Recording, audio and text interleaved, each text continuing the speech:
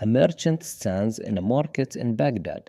He wants to buy silk that is sitting in a warehouse in Cairo, over 1,000 miles away, across deserts crawling with bandits. He does not load a single coin onto a single camel. Instead, he writes something on a piece of paper, and with that paper, the deal is done. The silk is paid for. No gold has moved at all. We left off in the temples of Sumer, where humanity learned to write down who owned what. A debt could now live in a record, but a record in a temple is one thing. What if that written promise could travel?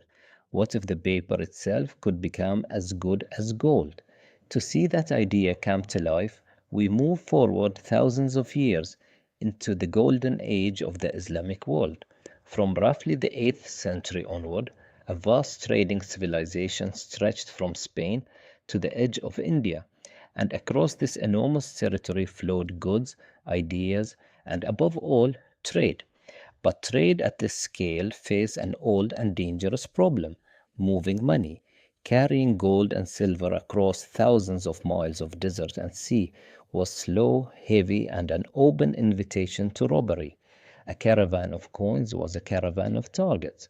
So the merchants of this world refined a tool that would change finance forever: a written promise to pay. In Arabic, it was called a sakk, and that word, sakk, would travel into European languages and become a word you use today. Check. Here is how it worked. Instead of carrying coins, you could deposit your money with a trusted party in one city. They would write you a sakk, a document confirming the funds. You carried only that light, foldable piece of paper, and in a distant city, another trusted party would honor it and pay you real money on the other end. The gold never made the journey, only the promise did. Think about how powerful this was.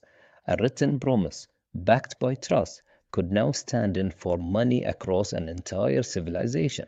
Value could travel at the speed of a letter instead of the speed of a loaded camel. This is the beating heart of modern banking, and it was flourishing over 1,000 years ago. But these merchants did not stop at moving money. They also transformed how money could grow. And this is where we meet an idea of real beauty, a way to invest. Imagine you are wealthy, but you are not a traveler.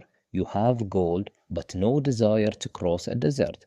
And elsewhere, a skilled young trader has the courage and the knowledge to make a dangerous journey, but no money to buy goods. In the old world, these two people could do nothing for each other.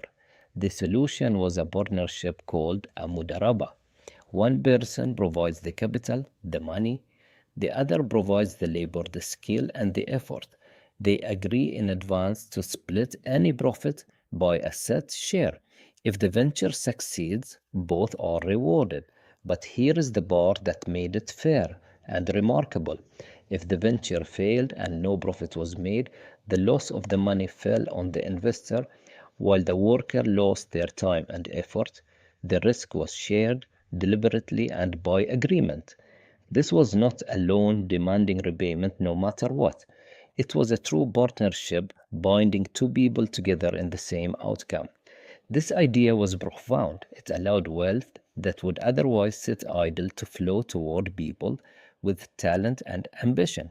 It connected money to enterprise. A merchant with no capital could build a fortune on someone else's gold, and the person with gold could earn a return without lifting a finger by backing the right person. Capital and skill joined in a single venture. Step back and see what these merchants had built: a written promise that let value travel without moving gold, and a partnership that let money grow by sharing both profit and risk.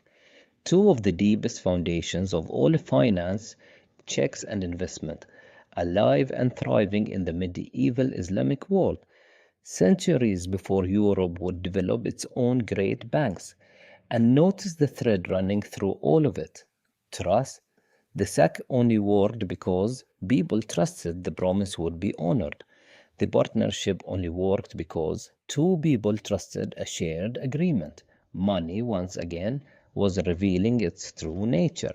Not metal, but trust, written down and acted upon.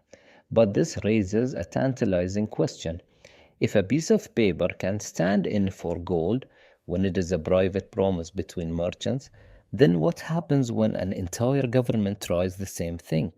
What if a state printed paper and simply declared it to be money for everyone? Far to the east, in China, that astonishing experiment was already underway. A world where the money in your hand was not gold, not silver, not even a promise from a merchant, but paper issued by the emperor himself. And that is where we go next.